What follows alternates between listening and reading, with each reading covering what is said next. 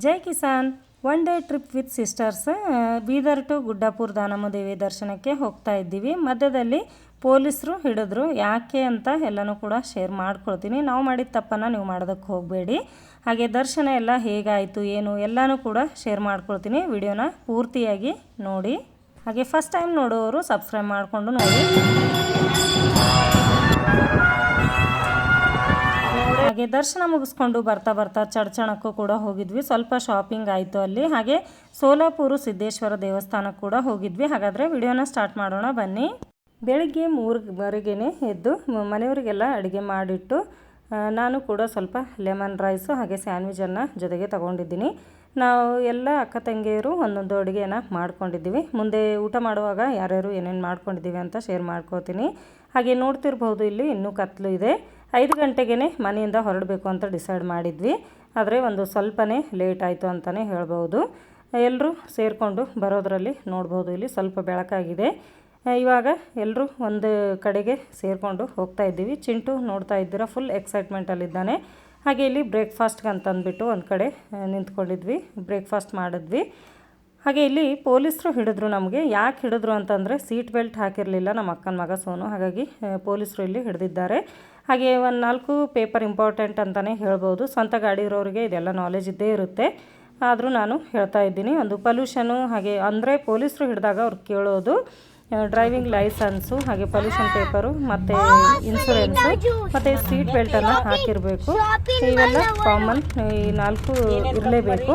ಹಾಗೆ ಇಲ್ಲಿ ನೋಡ್ತಿರ್ಬೋದು ನೀವು ನಮ್ಮ ಚಿಂಟು ಚಿಪ್ಸ್ ತಿನ್ನೋದು ಸ್ಟಾರ್ಟ್ ಮಾಡಿದ್ದಾನೆ. ಚಿಪ್ಸ್ ಅಂದರೆ ಅವನಿಗೆ ತುಂಬಾ ಇಷ್ಟ. ಆದರೂ ಹೆಚ್ಚೇನು ಕೊಡೋದಿಲ್ಲ. ಈ ಥರ ಹೊರಗಡೆ ಬಂದಾಗ ಮಾತ್ರ ತಿಂತಿರ್ತಾನೆ ಅಷ್ಟೇ. ಹಾಗೆ ಇಲ್ಲಿ ದಾನಮ್ಮ ದೇವಿಯ ದೇವಸ್ಥಾನನ ನೋಡ್ತಾ ಇದ್ದೀರಲ್ವ. ಬೀದರ್ದಿಂದ ನಾವು ಗುಡ್ಡಾಪುರಕ್ಕೆ ಬಂದಿದ್ದೀವಿ. ಬೇಗನೆ ಬಂದ್ವಿ ನಾವು. ಬಂದು ಇಲ್ಲಿ ಚೇಂಜ್ ಮಾಡಿಕೊಂಡು ದೇವರ ದರ್ಶನಕ್ಕೆ ಹೋಗ್ತಾ ಇದ್ದೀವಿ. ನೋಡ್ಬೋದು ನೀವು ದೇವಸ್ಥಾನದ ಒಳಗಡೆ ಒಂದು ಇನ್ಕ್ವೈರಿ ರೂಮ್ ಇರುತ್ತೆ, ಆಫೀಸ್ ಇರುತ್ತೆ. ಅಲ್ಲಿ ಹೋಗಿ ಕೇಳಿದ್ರೆ ನಿಮಗೆಲ್ಲನೂ ಇನ್ಕ್ವೈರಿ ಸಿಗುತ್ತೆ. ನಾವು ಅಲ್ಲಿ ಹೋಗಿ ಕೇಳಿದಾಗ ರೂಮ್ ಕೂಡ ಸಿಕ್ತು. ಇವಾಗ ಚೇಂಜ್ ಮಾಡಿಕೊಂಡು ದೇವಸ್ಥಾನಕ್ಕೆ ಹೋಗ್ತಾ ಇದ್ದೀವಿ. ತುಂಬಾ ಪ್ರಸಿದ್ಧವಾದಂತಹ ದೇವಸ್ಥಾನ ಅಂತಲೇ ಹೇಳ್ಬೋದು. ಉತ್ತರ ಕರ್ನಾಟಕದಲ್ಲಿ ಕೆಲವೊಬ್ಬರ ಮನೆ ದೇವರು ಕೂಡ ದಾನಮ್ಮ ದೇವಿ ಅಂತ ಹೇಳ್ತಾರೆ. ಹಾಗೆ ಇಲ್ಲಿ ನೋಡ್ತಿದ್ದಾರಲ್ವ, ಇಲ್ಲಿ ಚಿಂಟು ಹೂವನ್ನ ತಗೊಂಡಿದ್ವಿ ನಾವು. ಇಲ್ಲಿ ನಾನೇ ಹಚ್ತೀನಿ ಹೂವು ಅಂತಂದ್ಬಿಟ್ಟು ಇಲ್ಲಿ ಹೂವನ್ನ ಹಚ್ತಾ ಇದ್ದಾನೆ. ಹಾಗೆ ಯಾರ್ಯಾರಿಗೆಲ್ಲ ಗೊತ್ತು ದಾನಮ್ಮ ದೇವಿಯ ಮೊದಲ ಹೆಸರು ಲಿಂಗಮ್ಮ ಅಂತ ಅಂದ್ಬಿಟ್ಟು, ಆಮೇಲೆ ಅವರ ಸಮಾಜಮುಖಿ ಸೇವೆ ಹಾಗೆ ದಾನದ ಗುಣದಿಂದಾಗಿ ಅವರನ್ನು ದಾನಮ್ಮ ಅಂತಂದ್ಬಿಟ್ಟು ಹೆಸರನ್ನು ಬಿತ್ತು ಅಂತ ಹೇಳ್ತಾರೆ. ಹಾಗೆ ಇಲ್ಲಿ ನಡೆಯುವ ಜಾತ್ರೆ ದೊಡ್ಡ ಪ್ರಮಾಣದಲ್ಲಿರುತ್ತೆ. ಇಲ್ಲಿ 4 ರಿಂದ 5 ಲಕ್ಷದ ತನಕ ಜನರು ಬರ್ತಾರೆ ಅಂತ ಹೇಳ್ಬೋದು.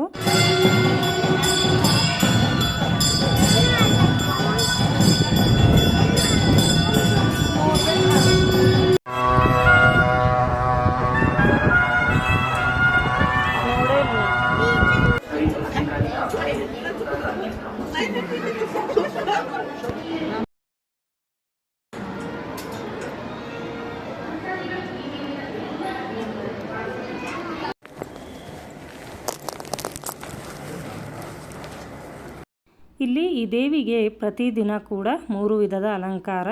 ಬೆಳಿಗ್ಗೆ ಬಾಲಕಿ, ಮಧ್ಯಾಹ್ನ ಯುವತಿ, ಸಂಜೆ ವೃದ್ಧೆಯ ರೂಪದಲ್ಲಿ ಪೂಜೆಯನ್ನು ನಡೆಯುತ್ತೆ. ನಾವು ಮಧ್ಯಾಹ್ನದ ಪೂಜೆಯಲ್ಲಿ ಭಾಗಿಯಾಗಿದ್ವಿ. ಇಲ್ಲಿ ನೋಡಬಹುದು. ಇವಾಗ ದರ್ಶನ ಮುಗಿಯಿತು. ದರ್ಶನನ ಮಾಡಿಕೊಂಡು ಇಲ್ಲಿ ಸ್ವಲ್ಪ ಹೊತ್ತು ಹೊರಗಡೆ ಕೂತ್ಕೊಂಡ್ವಿ. ಇಲ್ಲಿ ಮೊದಲು ಕೂಡ ಒಂದು ಸಲ ಬಂದಿದ್ದೀನಿ ನಾನು. ಒಂದು 5 ವರ್ಷಗಳೇ ಆಗಿದೆ.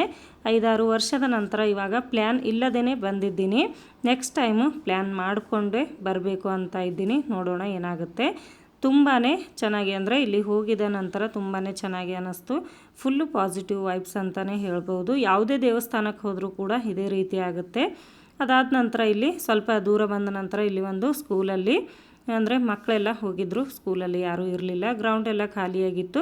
ಇಲ್ಲಿಯೇ ಕೂತ್ಕೊಂಡು ಊಟ ಮಾಡೋಣ ಅಂತಂದ್ಬಿಟ್ಟು ಇಲ್ಲೇ ಕೂತ್ಕೊಂಡು ಊಟ ಮಾಡ್ತಾ ಇದ್ದೀವಿ. ನಾವು ದಾಸೋಹಕ್ಕೆ ಹೋಗಲಿಲ್ಲ. ನಾವು ಮನೆಯಿಂದ ಅಡುಗೆಗಳನ್ನ ತೊಗೊಂಡು ಬಂದಿದ್ವಿ ಅಲ್ವಾ, ಹಾಗಾಗಿ ಇಲ್ಲಿ ಊಟ ಮಾಡ್ತಾ ಇದ್ದೀವಿ. ನಮ್ಮ ಹಿರಿಯ ಅಕ್ಕ ರೂಪಕ್ಕ ರೊಟ್ಟಿ ಮತ್ತು ನೆಂಕಿಟನ್ನು ತೊಗೊಂಡು ಬಂದಿದ್ರು. ನಮ್ಮ ಜೊತೆಗೆ ಚಪಾತಿ ಮತ್ತು ದಾಲ್ ಫ್ರೈ, ಹಸಿಮೆಣಸಿನ್ಕಾಯಿ ಚಟ್ನಿ ಇದೆಲ್ಲ ತೊಗೊಂಡು ಬಂದಿದ್ರು. ನಾನು ಲೆಮನ್ ರೈಸ್ ಹಾಗೆ ಸ್ಯಾಂಡ್ವಿಚನ್ನು ತೊಗೊಂಡು ಬಂದಿದ್ದೀನಿ. ನೋಡ್ಬೋದು ಇಲ್ಲಿ ಎಲ್ಲರೂ ಸೇರಿಕೊಂಡು ಇವಾಗ ಊಟ ಮಾಡ್ತಾ ಇದ್ದೀವಿ. ಹಾಗೆ ಮನೆಯಲ್ಲಿದ್ದಾಗ ಊಟ ಮಾಡೋದಕ್ಕಿಂತ ಈ ಥರ ಹೊರಗಡೆ ಕೂತ್ಕೊಂಡು ಹಾಗೆ ಗಿಡದ ನೆರಳಿಗೆ ಕೂತ್ಕೊಂಡು ಊಟ ಮಾಡುವಾಗ ಒಂದು ರೊಟ್ಟಿ ಜಾಸ್ತಿನೇ ಊಟ ಮಾಡ್ತೀವಿ ಅಂತಲೇ ಹೇಳ್ಬೋದು. ಇವಾಗ ಊಟ ಮುಗಿಸ್ಕೊಂಡು ಹೋಗ್ತಾ ಇದ್ದೀವಿ ವಾಪಸ್ಸು. ಇವಾಗ ಚಡ್ಚಣಕ್ಕೆ ಬಂದಿದ್ದೀವಿ ನೋಡ್ಬೋದು. ಇಲ್ಲಿ ಒಂದು ದೊಡ್ಡ ಶಾಪಿಂಗ್ ಮಾಲು, ಬಾಹುಬಲಿ ಅಂತ ಅಂದ್ಬಿಟ್ಟು ಅಂಗಡಿಯ ಹೆಸರು. ಇಲ್ಲಿ ಬರೋರು 1 ಗಂಟೆ ಅಥವಾ 2 ಗಂಟೆಯಲ್ಲಿ ಶಾಪಿಂಗ್ ಮಾಡ್ತೀವಿ ಅಂತಂದರೆ ಸಾಧ್ಯನೇ ಇಲ್ಲ. ಎಲ್ಲನೂ ಕೂಡ ಚೆನ್ನಾಗಿ ನೋಡಿ ತಿಳ್ಕೊಂಡು ನಾವು ಶಾಪಿಂಗ್ ಮಾಡಬೇಕು ಅಂತಂದರೆ ಇಡೀ ಒಂದು ದಿವಸ ಕೂಡ ಸಾಕಾಗೋದಿಲ್ಲ ಅಂತಲೇ ಹೇಳ್ಬೋದು. ನಾವು ಏನು ಹೆಚ್ಚು ಶಾಪಿಂಗ್ ಮಾಡಲಿಲ್ಲ, 1-2 ತಾಸಿನಲ್ಲಿ ಸ್ವಲ್ಪ ಏನು ಇಷ್ಟ ಆಗುತ್ತೋ ಅದನ್ನು ತಗೊಂಡು ಬಂದಿದ್ದೀವಿ ಅಷ್ಟೇ. ನೀವು ಯಾರಾದರೂ ಹೋದರೆ ಸ್ವಲ್ಪ ಪ್ಲ್ಯಾನ್ ಮಾಡಿಕೊಂಡು ಅಥವಾ ಮೊದಲು ಯಾರಾದರೂ ಹೋಗಿರೋರಿದ್ದರೆ ಅವರ ಜೊತೆಗೆ ಹೋಗೋದು ಒಳ್ಳೆಯದು ಅಂತಲೇ ಹೇಳೋದಕ್ಕೆ ಇಷ್ಟಪಡ್ತೀನಿ.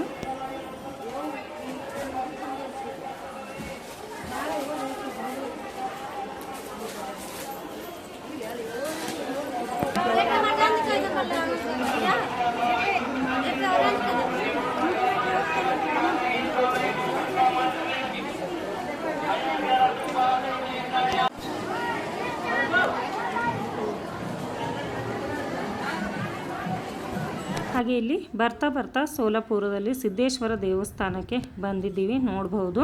ಇದು ಕೂಡ ಪ್ಲ್ಯಾನ್ ಇರಲಿಲ್ಲ, ಸ್ವಲ್ಪ ಮುಂದಕ್ಕೆ ಹೋಗಿದ್ವಿ, ಮತ್ತೆ ನಮ್ಮ ಅಕ್ಕಗೆ ನೆನಪು ಬಂತು ಇಲ್ಲಿ ಸಿದ್ದೇಶ್ವರ ದೇವಸ್ಥಾನ ತುಂಬ ಚೆನ್ನಾಗಿದೆ ನೋಡಿಕೊಂಡು ಹೋಗೋಣ ಅಂತಂದ್ಬಿಟ್ಟು ಮತ್ತೆ ಗಾಡಿನ ತಿರುಗಿಸ್ಕೊಂಡು ಸ್ವಲ್ಪನೇ ದೂರ ಹೋಗಿದ್ವಿ, ಮತ್ತೆ ತಿರುಗಿಸ್ಕೊಂಡು ದೇವಸ್ಥಾನಕ್ಕೆ ಬಂದಿದ್ದೀವಿ ನೋಡ್ಬೋದು. ಬಂದಿದ್ದು ಒಳ್ಳೆಯದೇ ಆಯಿತು, ತುಂಬ ಚೆನ್ನಾಗಿದೆ ದೇವಸ್ಥಾನ.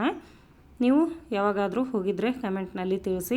ತುಂಬ ಚೆನ್ನಾಗಿದೆ, ಒಂದು ದಿವಸ ಪ್ಲ್ಯಾನ್ ಮಾಡಿ ನೀವು ಕೂಡ ಹೋಗಿ ಬರ್ಬೋದು. 1 ಡೇ ಟ್ರಿಪ್ ಮಾತ್ರ ನಮ್ಮದು ತುಂಬಾ ಚೆನ್ನಾಗಿತ್ತು ಅಂತಲೇ ಹೇಳ್ಬೋದು. ಒಂದು ಮನಸ್ಸಿನ ಮಾತು ಹೇಳಬೇಕು ಅಂತಂದರೆ ಏನು ಅಂತಂದರೆ, ಕಾಯಕವೇ ಕೈಲಾಸ ಅಂತ ಅನ್ನೋ ತಾಯಿ ತಂದೆ ಮದುವೆ ಆದ ನಂತರ ಗಂಡನ ಮನೆಯಲ್ಲೂ ಕೂಡ ಹಾಗೆ ಇರೋದ್ರಿಂದ ಹೆಚ್ಚು ನಾವು ಪ್ರವಾಸಗಳನ್ನು ಕೈಗೊಳ್ಳೋದಿಲ್ಲ. ಅಂದರೆ ಯಾವುದೇ ಟೂರ್ ಆಗಲಿ ಈ ಥರ ಹೋಗೋದು ಹೆಚ್ಚು ಹೋಗೋದಿಲ್ಲ ನಾವು.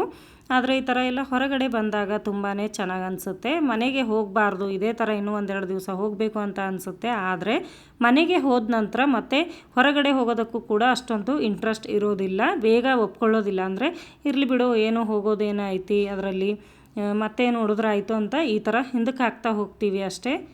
ನಿಮಗೇನು ಅನಿಸುತ್ತೆ ಅಂತ ಕಮೆಂಟ್ನಲ್ಲಿ ತಪ್ಪದೇ ತಿಳಿಸಿ. ಯಾರಾದರೂ ಒಂದು ಜವಾಬ್ದಾರಿಯಿಂದ ಹೊರಗಡೆ ಬಂದಾಗ ಹೊರಗಡೆ ಬಂದೇ ಒಳ್ಳೆಯದಾಯಿತು ಅಂತ ಅನಿಸುತ್ತೆ. ಅಕಸ್ಮಾತಾಗಿ ಜವಾಬ್ದಾರಿಯಲ್ಲಿ ಉಳ್ಕೊಂಡಾಗ ಈ ಜವಾಬ್ದಾರಿಯನ್ನು ಹೇಗೆ ಬಿಟ್ಟು ಹೋಗೋದು ಅಂತ ಅನಿಸುತ್ತೆ ಅಲ್ವಾ, ಅದೇ ಥರ ನಮಗೂ ಕೂಡ ಅನಿಸುತ್ತೆ ಮನೆಯಲ್ಲಿ. ಅದಾದ ನಂತರ ಇಲ್ಲಿ ನೋಡ್ತಿರ್ಬೋದು, ಇವಾಗ ದರ್ಶನಕ್ಕೆ ಹೋಗ್ತಾ ಇದ್ದೀವಿ. ದೇವಸ್ಥಾನ ಅಂತೂ ತುಂಬ ದೊಡ್ಡ ಪ್ರಮಾಣದಲ್ಲಿದೆ, ಹಾಗೆ ತುಂಬ ಚೆನ್ನಾಗಿದೆ ನೋಡೋದಕ್ಕೂ. ಇದು ಪ್ರವಾಸಿಗರ ಒಂದು ಪವಿತ್ರವಾದ ಸ್ಥಳ ಅಂತಲೇ ಹೇಳಿದ್ರೂ ಕೂಡ ತಪ್ಪಾಗದು. ತುಂಬ ಜನ ಭಕ್ತರು ಇಲ್ಲಿ ಕೂಡ ಬಂದಿದ್ದರು. ಹಾಗೆ ದೇವಸ್ಥಾನದ ಒಳಗಡೆ ಕೂಡ ತುಂಬ ಚೆನ್ನಾಗಿದೆ ನೋಡಬಹುದು. ವಿಡಿಯೋ ನಿಮಗೆ ಸ್ವಲ್ಪನಾದರೂ ಇಷ್ಟ ಆದರೆ ಲೈಕ್ ಮಾಡಿ, ಶೇರ್ ಮಾಡಿ. ನನ್ನ ಚಾನಲನ್ನು ಹಿಂದೆ ನೋಡ್ತಾ ಇದ್ದರೆ ಸಬ್ಸ್ಕ್ರೈಬ್ ಮಾಡಿಕೊಂಡು ನೋಡಿ. ನೀವು ಸಬ್ಸ್ಕ್ರೈಬ್ ಮಾಡ್ಕೊಳ್ಳೋದ್ರಿಂದ ಎಷ್ಟು ಜನ ಸಬ್ಸ್ಕ್ರೈಬರ್ ಅಂತಂದ್ಬಿಟ್ಟು ಖುಷಿ ಪಡ್ತೀವಿ. ಹಾಗೆ ನೀವು ಲೈಕ್ ಮಾಡೋದ್ರಿಂದ ಮುಂದಿನ ವಿಡಿಯೋ ಮಾಡೋದಕ್ಕೂ ನಮಗೆ ಹೆಲ್ಪ್ ಆಗುತ್ತೆ ಅಂತಲೇ ಹೇಳ್ಬೋದು. 1 ಡೇ ಟ್ರಿಪ್ ವಿತ್ ಸಿಸ್ಟರ್ಸ್ ನನಗಂತೂ ತುಂಬಾ ಎಂಜಾಯ್ ಮಾಡಿದ್ದೀನಿ, ನನಗಂತೂ ತುಂಬ ಇಷ್ಟ ಆಗಿದೆ. ನಿಮಗೆ ಹೇಗೆ ಅನಿಸಿದೆ ಅಂತ ಕಮೆಂಟ್ನಲ್ಲಿ ತಪ್ಪದೇ ತಿಳಿಸಿ. ಈ ಸಿದ್ದೇಶ್ವರ ದೇವಸ್ಥಾನದ ಬಗ್ಗೆ ಹೇಳಬೇಕು ಅಂತಂದರೆ, ಸುಂದರವಾದ ಸರೋವರದ ಮಧ್ಯದಲ್ಲಿದ್ದು ಮತ್ತು ಪ್ರಮುಖವಾಗಿ ಅತ್ಯಂತ ಲಿಂಗಾಯತ ಸಮುದಾಯಕ್ಕೆ ಶ್ರದ್ಧಾ ಕೇಂದ್ರವಾಗಿದೆ ಅಂತಲೇ ಹೇಳ್ಬೋದು. ಈ ದೇವಾಲಯದ ಸುತ್ತಲೂ ಕೂಡ ಸುಂದರವಾದ ನೀರಿನ ಸರೋವರವಿದೆ. ಹಾಗೆ ಇಲ್ಲಿ ಸಂಕ್ರಾಂತಿಯ ದಿನದಂದು ಜಾತ್ರೆ ಮಹೋತ್ಸವ ನಡೆಯುತ್ತೆ. ಯಾರಾದರೂ ಜಾತ್ರೆಯ ಸಮಯದಲ್ಲಿ ಇಲ್ಲಿ ಹೋದವರಾಗಿದ್ದರೆ ಕಮೆಂಟ್ನಲ್ಲಿ ತಪ್ಪದೆ ಅದರ ಬಗ್ಗೆ ತಿಳಿಸಿ. ಮತ್ತೆ ಸಿಗ್ತೀನಿ ಮುಂದಿನ ವಿಡಿಯೋದಲ್ಲಿ.